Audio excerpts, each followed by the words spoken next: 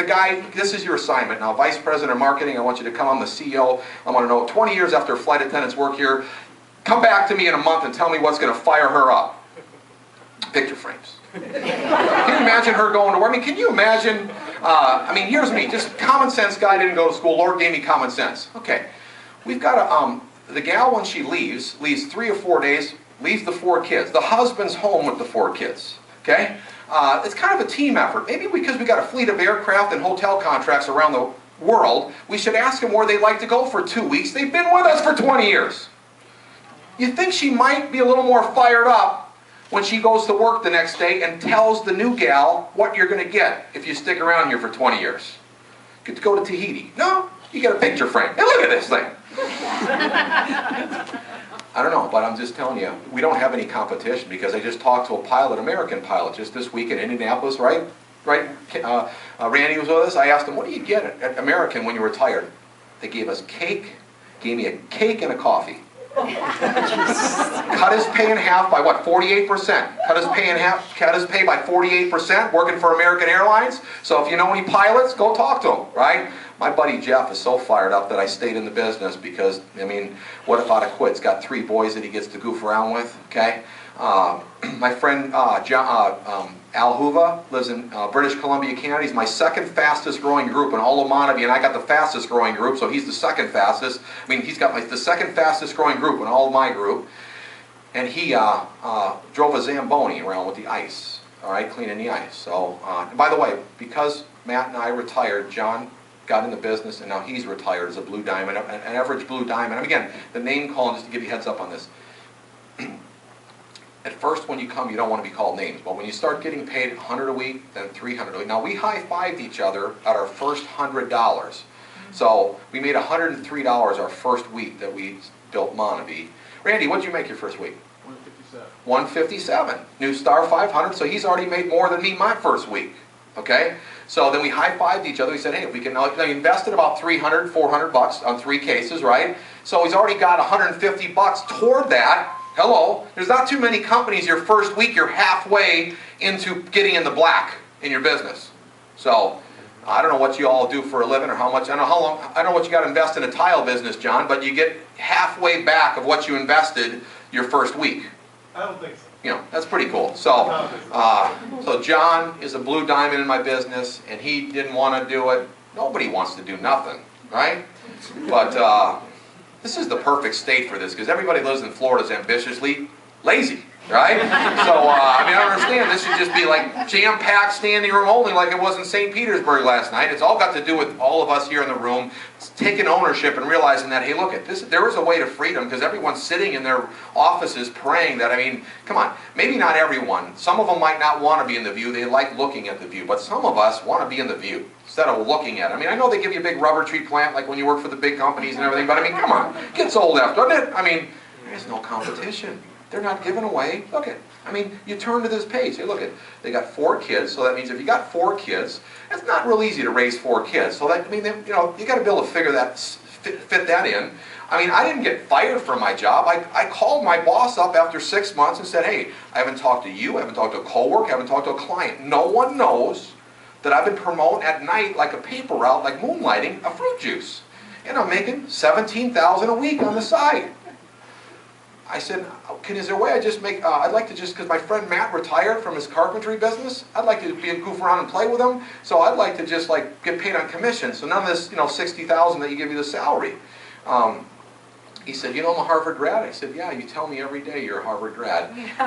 And I said, he said, you know what, give me your computer and your cell phone, this will never last. And you're done. So all I'm getting is it wasn't like I got fired from doing Montague. I didn't even know I was doing it. It wasn't until I tried to give them a break. They didn't have to pay me a salary. They were all mad. So they took my cell phone and everything away. And now I'm retired. And hey, thank goodness the Harvard grad was right. Wouldn't want a Harvard grad to be wrong, by the way. Went from $17,000 a week to well over $100,000 a week. So anyways, 4 kids. Now there's the $1 million bonus. Ask your friends, hey, how long do you got to be here before they give you $1 million bonus? Has anyone got one of them total wellness brochures in their pocket or something like that? We hit $1 billion. So again, this couple from Canada here, And they show you what the people make in the magazine too. This is the because the government says, if you got a guest pack, this sheet right here, this is called an income disclosure sheet. So by law, you can't talk about money. This is like the main thing that the government regulates in this kind of business. You're not allowed to tell people what they make unless you show them this sheet. So that's why the guests got this. Now we didn't have this sheet when I got in, Rick, because there was only 2 people making money. Now we got a sheet. Okay, we hit $1 billion. We're in the Fortune 500. Okay, top food and beverage company in the country, 3rd most income generating company in the country. You know that when you hit Blue Diamond, you get a pool in a pool that they pay 2.5% every week of the 3rd most generating income company in the country every week. That's pretty cool. So it's up to you. Now you think if we hit $1 billion, we might know what we're doing. So, anyways, there's a brochure that has all the people that made $1 million. Oh, let me see that. Bring that up here. But look at this is part like the income disclosure sheet you got here.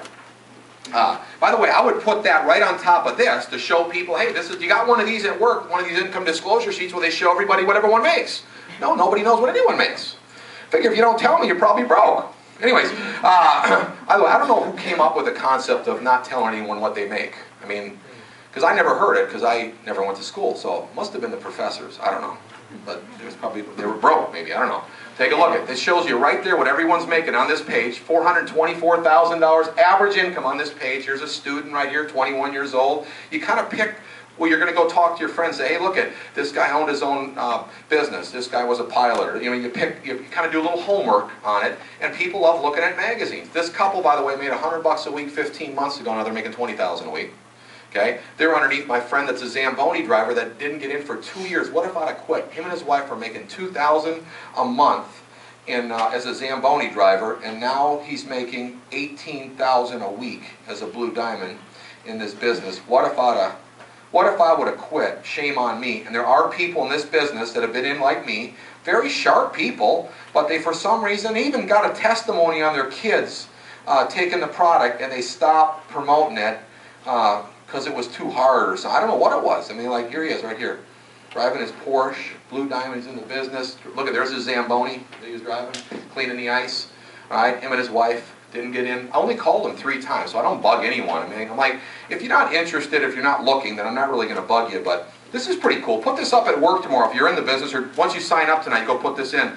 Just slap it up there when you get to work. This is all the people that made $1 million here in Montague. You got one of these at your office?